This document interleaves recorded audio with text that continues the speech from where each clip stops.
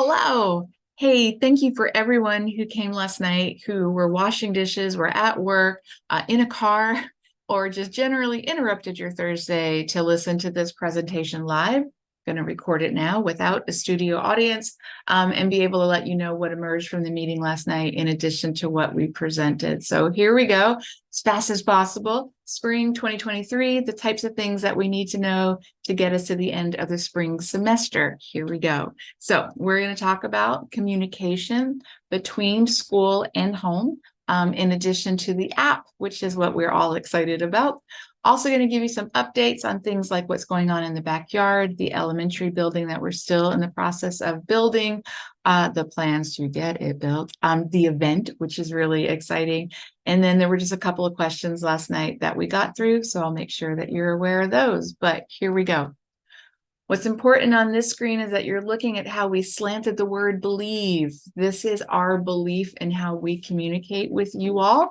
So just kind of bear with us as we share with you that we do put things in handbooks with policies. We do give calendars. We do write emails. We do talk to you all face to face, and we do monthly newsletters in each of the classrooms. We update Facebook, which I'm getting ready to do in just a little bit. We do stuff on YouTube, which is what this is right now. We send home little paper notices. We put stuff out on the marquee. We do yard signs around the campus. In addition to that, there's the parent website, the PCO website, right? The phone calls that we make to you, large community meetings like Compass Night, things like that, and then parent-teacher conferences. But we get it. We believe that behavior is communication. And so when you come to us and say, no one ever told me that, when did that happen? Where would I find that? We know, right? Because we're you. We also get buried in emails. We also get buried with papers, and we also read things, sign them, and forget about them, just like the average person. So if you're telling us that we've got too many things going on, we want to consolidate that, which is why we are going to have an app, and it's going to look just like this. And so it's going to be for you guys. We are going to, fingers crossed, roll this out on April 3rd. And we've been doing it for the teachers right now. So we've been beta testing it since January. We worked most of the kinks out for us. And then later we'll do another phase where we'll create an alumni portal. But right now it's for you and for us. So that's how that goes. It's going to show up on your phone. It will also work on your tablet. It will also work on your laptop. And so I promise you, I've been using all three of these, and it works. So what will happen is we are going to migrate all of your emails into this, and then you are going to get an invitation from me that looks like that. And all you do is you click on it. It'll bring you to this screen. You can go onto the app store of your choice. You can use Google Play. You can use Apple Store. You can click on this QR code, and then you're going to go and download it. What it's going to say is the Montessori app. That's the one you want. And we're using this under the umbrella of the International Montessori School, or International Montessori Council, rather, because we're an accredited school. That's what I was trying to say. And that has helped us with the cost of it because we are accredited school. This is one of the benefits of that. So you're going to do that and open it. And again, phone, tablet, laptop. All right. We are going to roll this out in phases. I got some really wonderful advice from a small core group of families when I asked this. And so phase one, everybody gets on the app. Also, we're only going to roll out a handful of portals for now, and I'll show you what those are in a second. And then we're going to wait to work the kinks out. And so that's important. Then we're going to have another rollout of another batch of portals, and then we're going to work those kinks out. And then we're going to retire the PCO page. And I haven't really met anyone who's going to be mad at us. The PCO page is still going to exist. What's going to happen is every time we get ready to pull it off, we'll delete it until we kind of cannibalized the PCO page, and then we'll retire her. But right now we're still using her for some things. So the first round of portals that we feel confident we can put out is the school calendar, the parent portal, because we're still going to use that. We are created an absence portal. So your child is absent from school today. You can go to the app, go to absence, and then fill out my child, the class that they're in, and why they're absent. And then that can come to the classrooms over here. So you are most welcome to call the school, but this would be a way for you to not have to do that if you didn't want to.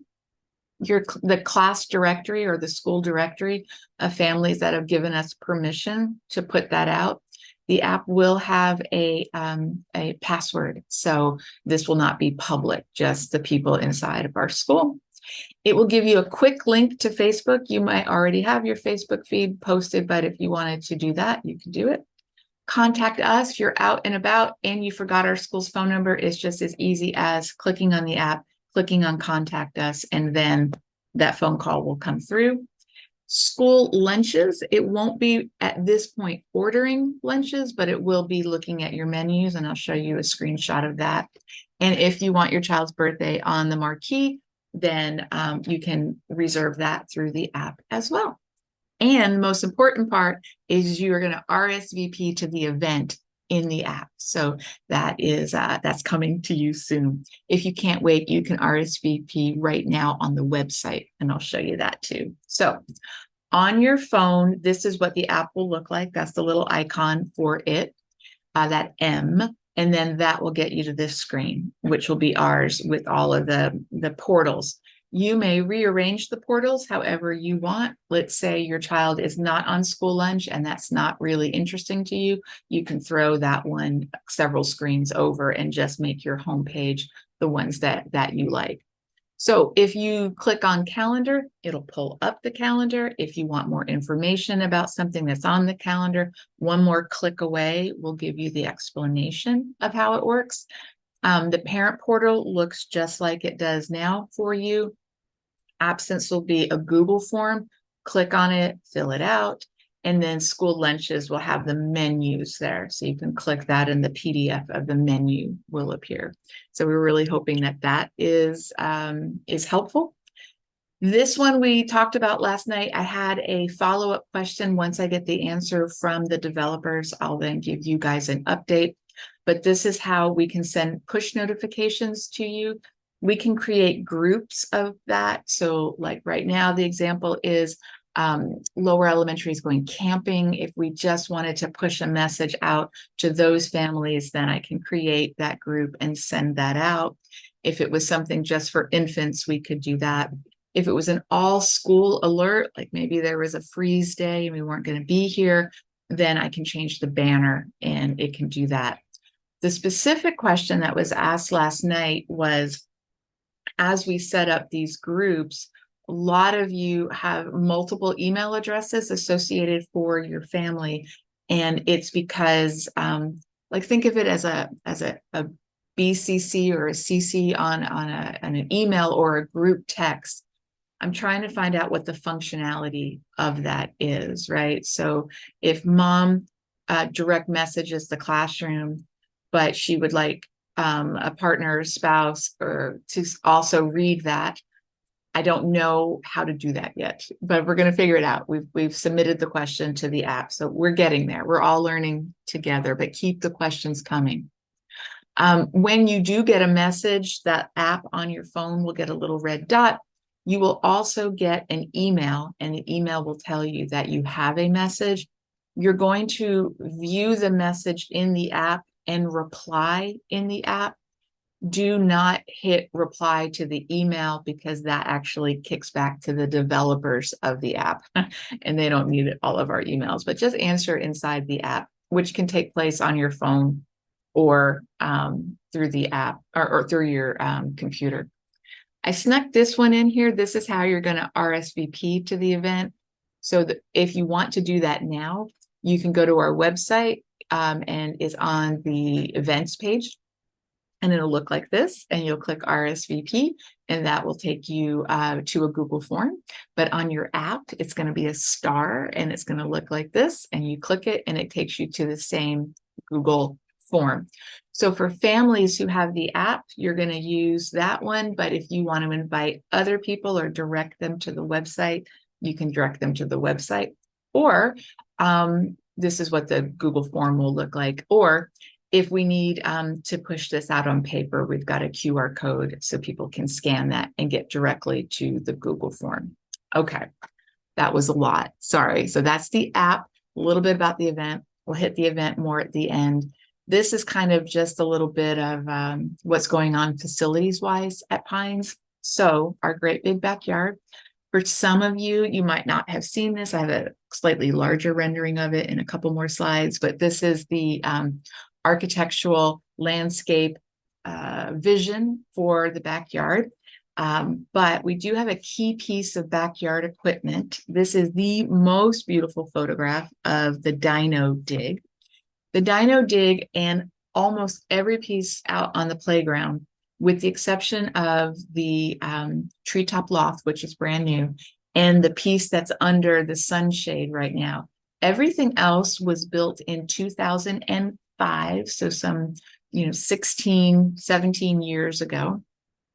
And the way it was built was it was a community build, which was absolutely lovely. And the wood, when it was delivered to us, we became aware of this maybe 10 years ago, but the people who built it were unaware of this. When they sealed the wood, they just sealed the wood as it was packed on the pallet, which means that only this side got treated, the top got treated, the side got treated. If the wood was in the middle, it got no treatment. Some pieces only got one side done, some got maybe the corner done. And so what that has meant for us is over the years, we've been propping it back up and replacing pieces. But I need to let you know that the beloved dinosaur Dig, she's breaking up with us. You might have noticed that we put caution tape around it right before spring break. We just got word that it's on the books that it is going to be taken down in about 2 weeks. So if you want to go over and say hi to it, you can do that. But it does need to come down. It is unsafe. But there is some good news. This is where it's located. If you're in the backyard facing the elementary building, you can see the trailers for the elementary building there. One thing that we noticed was that when we build the new elementary building, which I'll show you that in a second, it's going to be right there. And this piece of playground would ultimately always be too close to it. So it was slated to come down. We were just not prepared that it should come down so fast. We will be able to save and repurpose the swing, or the slide rather, and we will be able to save the parapet and reuse that. So that feels like at least a little bit of that structure lives. This is that landscape architect page as well. In the back top corner is where the treetop loft is, but this is where that Dino Dig lives now, right up against the building. And this is where we already planned for it to be squished over to. So we're going to start working on that. These are beautiful pastel drawings of different moments in the backyard, but the moment that we're going to start constructing is this one. So you can see the back of the building. That covered awning place will be the first thing that we'll do, and then we'll start plotting and planning the other piece.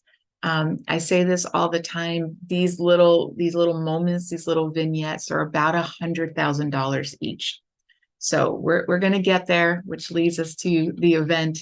That's where those monies come for things like this. So we'll get there. But one of the questions that was asked was, where has the money that we've raised so far gone to? And incredible question. And so $2,000 of it went to the civil engineer who helped us slope the backyard to make sure that the waters go to the green belt, which is where they're supposed to go. About $14,000 went to the landscape architect to help us plot where everything's going to go. Most of you are aware that we have a new fence, and that was $28,000 to put that in. That treetop loft was $53,000, and she's beautiful and amazing and built to last. Every year there's maintenance and new mulch, and so $7,000 and change goes to that. The most recent thing that we did over the winter break was the infant pergola. This is the infant garden area. gave them a covered outdoor space, and it's built quite a nice little kind of an arbor area for the event. So you'll see that. In addition to that, we put an awning around the rest of the school that connects the outdoor, losing my voice, and the indoor at the same time. So nice big grand total of $165,000 to get that pulled off. So this is 5 acres of land, guys. It's quite expensive, but we're getting there. So I just wanted to keep you up to date on that. So I've mentioned the lower elementary building. Talking about money, wanted to share this with you. So one of the reasons, fabulous reason to have, that we need this new lower elementary building is that we had a 90% continued enrollment. So 9 out of 10 of us are going to be here next year, which is exciting. I must also let you know that there are many, many, many people knocking on our door to come. I'll share that with you too. The other thing that's really interesting is that we are now turning more toward being a year-round school with a 10-month option.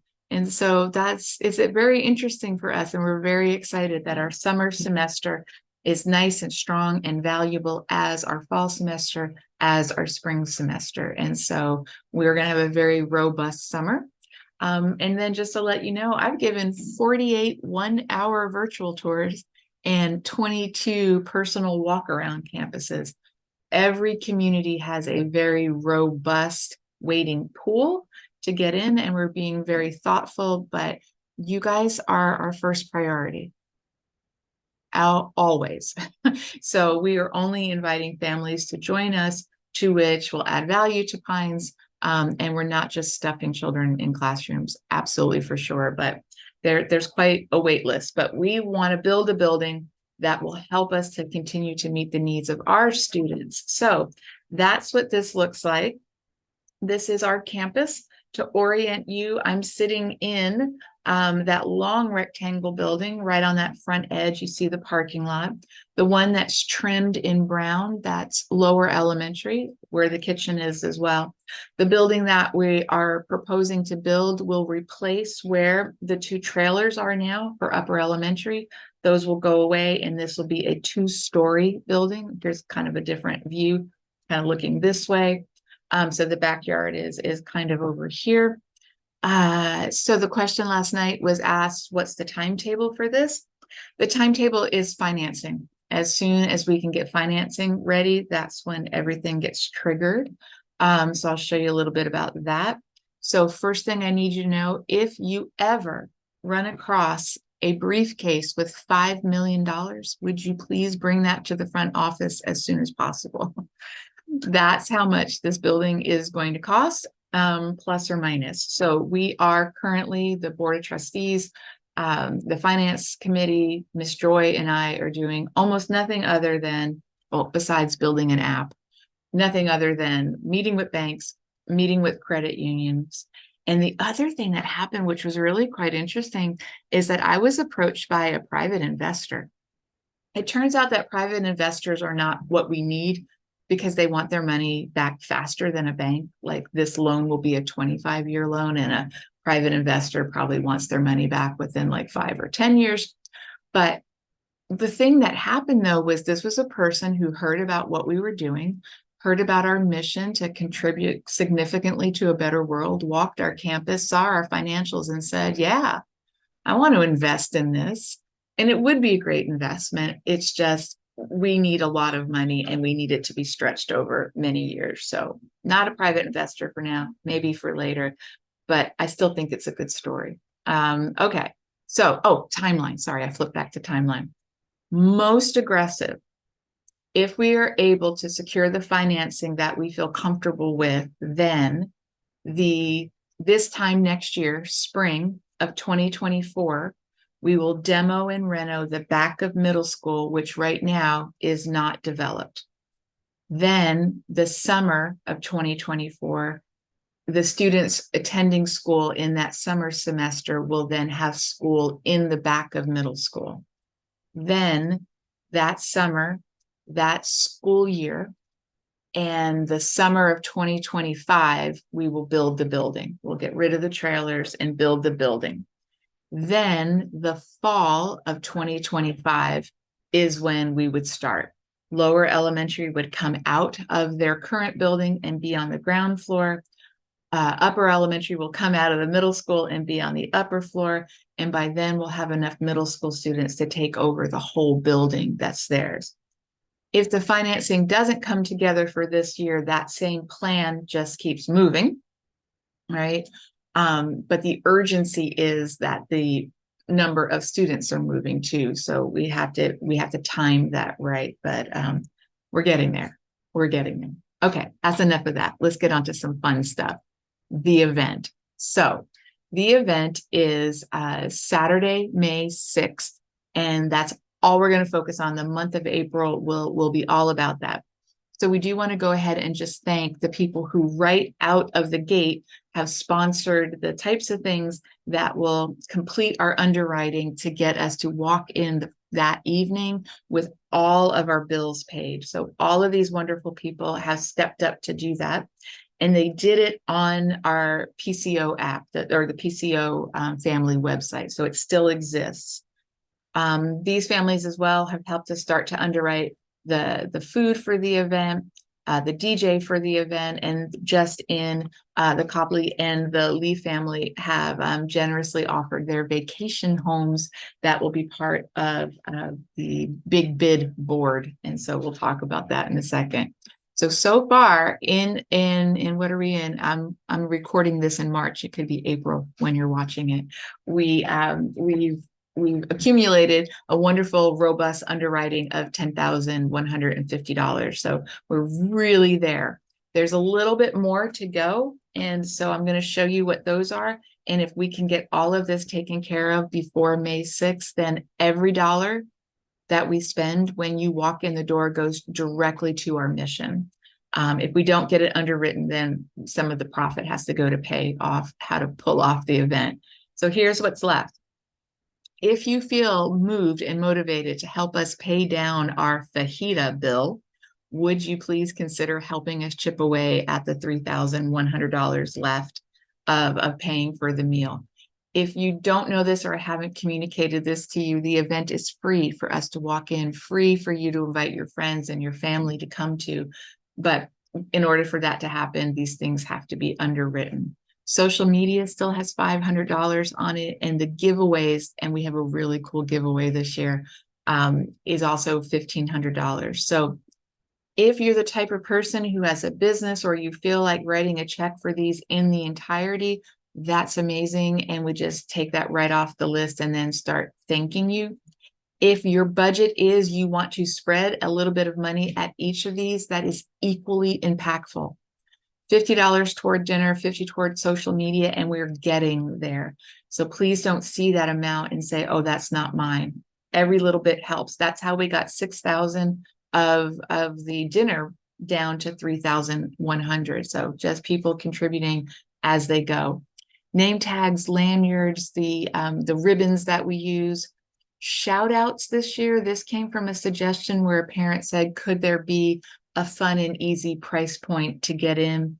We bought these beautiful fanned flowers. We're going to put your shout out in there and have those hanging all over the property. So you want to give a shout out to a teacher, a family member, a classroom, your child, then we'll print those off and hang those. And so we're looking forward to people signing up for those. So thank you for that. The other three big things that we do, one is silent auction. So those are those little collections of gifts that you put your sticker down on in hopes of winning. Last night I said I would reorient this slide and I didn't get a chance to. So I'm going to tell you the types of things that if you have it in your house and you want to bring it up to school so that we can start creating these baskets, please do. So just be warned, here's the first one, alcohol. It popped up quite dramatically last night, so I just wanted to give you a little bit of a warning on it. But if you were gifted a bottle of something that you have not opened and you never will open it, that's perfect. Let's bring that to school. You're not a Chardonnay drinker, but someone gave you a bottle, bring that to school. That is something that goes really well in almost every package that we'll put together for that. So April is the month where we do see children come to school with a bottle of alcohol, just letting you know. Gift cards. If you received a gift card to a restaurant that you will never eat at, or a gift card to a store that you will never frequent, and it's full, right? The gift card says $25 and there's $25 on it, bring that up to school because that really helps out packages. If you have any items in your house, cooking items that you want to donate, outdoor things, sport things, all of that can go in. Services, you provide a service, or you know someone in town, you get your nails done at this place and they're fabulous and you can ask them for a donation. That service can come here as well. We'll give them a gift certificate that goes in a package. Just be thinking about the things that you would want to bid on. And if you have those, we can pull it together. If you have a big anchor piece, please let us know. So all of that is silent auction. The big bid board, or the bid board, or struggling with the name. These are the types of things that are too big to put for silent auction. And so we put them on this board. So the types of things that would be here could be an experience. Let's say you know a sommelier and you want to open your house up to having maybe 5 couples come to your home and get a lesson from a sommelier. We've done wine and cheese pairings, things like that. That would be an experience. And so if you're willing to cobble that together, that can go there. Last year, we had a family where both husbands were home brewers and wanted to do a lesson on home brewing. That could be an experience, which would go on the big board. You have a vacation home. You have someplace where we could put that up for a weekend or something. That would go on there too. If you just want to sponsor an adult social, you have a big, beautiful backyard and you would like to invite a handful of parents to come out and do that. We have a faculty member who does a big smokehouse dinner at their house, just invites people over. They pay for that spot and that money comes back to Pine. So be thinking of that. Again, if you have a big, cool item, if you have a grill that you got, but you're never going to use it, bring that. That big, cool item can go.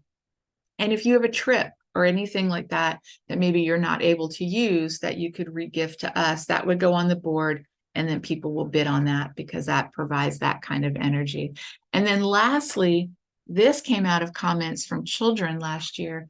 They saw that we were decorating the campus and getting it ready for the event, and they felt a little left out. So they wanted to do something. And so we created a children's raffle for them. So also, you're going to go through your home and you're going to look for maybe some leftover birthday gifts. Maybe your child got way too many birthday gifts and you put some aside and then you forgot about them. Bring that to school. You purchased a gift for somebody else's birthday and you never gave it. That is something perfect to come to school. Gently used toys that you've outgrown, books they no longer read. We can put that together. Craft items, that's perfect as well. Jewelry, sports gear, because we want to make this children's raffle, make it all the way to middle school. And then we just create these little moments. This will be the week before the event, so Monday through Friday. And we'll put out these little buckets and children can buy raffle tickets for $1. And then they put the raffle tickets in the jug of the thing they hope to win. I shared last night that there was a family that donated some items for the children's raffle, and their child put their tickets in the bucket of the thing that their parent donated, and they ended up taking that back home. So we'll try to make sure your child doesn't spend their money on the thing that they already own, but just know 100% of that money comes back to Pine. So we appreciate that. All right, home stretch, promise you, just some upcoming events. So in 2 weeks, on the 16th of April, this gentleman, Mr. David Rotberg, part of our lower elementary faculty, and myself, we've been invited to go to Warsaw, Poland for what's going to end up being 2 weeks. The two of us are presenting at the Polski Montessori Institute conference. And so I've gone many, many years now, and but this is Mr. David's first time, and we're going to present there. On Sunday, when the conference is over, we're going to change hats. Mr. David and I are both we are both accreditors for the International Montessori can't talk anymore. Sorry, Council. I myself am a commissioner of the International Montessori Council School Accreditation, and we get to visit a school and act as their on-site validators. So that's what's going to take the second week of our 2-week journey. And we're very, very grateful for all the faculty that will be holding down the fort on our behalf. And we'll let you know what happens when we come back. Meanwhile, back at Pines, we are in the home stretch of finishing our own reaccreditation with Cognia. Cognia is an international recognized accreditation that helps our middle schoolers have an articulated report card to get them to high school. And where you guys will come in handy is in 2024, we will start our reaccreditation with the International Montessori Council. And this is a very meaningful one for us because it hits home, and they're going to interview you. They're going to interview the students and the board and community members and the faculty. It's going to be great. So we're really excited about that. That's coming up. Miss Humera would not like me if I didn't let you know that Eco Fair is coming. Eco Fair is Friday, April 21st, and it is also the first sneak peek at the class projects that the children are helping to create that will then be part of our live auction. So all of the beautiful furniture and things that they'll create for that. Then that goes to Saturday the 6th for the event. And then also we're getting ready to send lower elementary students to camping, upper elementary students to camping. And then in May, our 8th graders will leave us. Some of them started at Pines when they were toddlers. So bittersweet, but exciting for that as well. And this is where I'll say goodbye, right? I want to know what we're missing.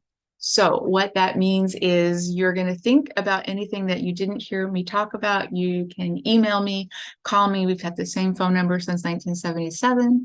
And then we'll make that happen. Okay. We're really grateful. Thank you for your time. I'm going to let you get back to what you were doing. All the best. Bye.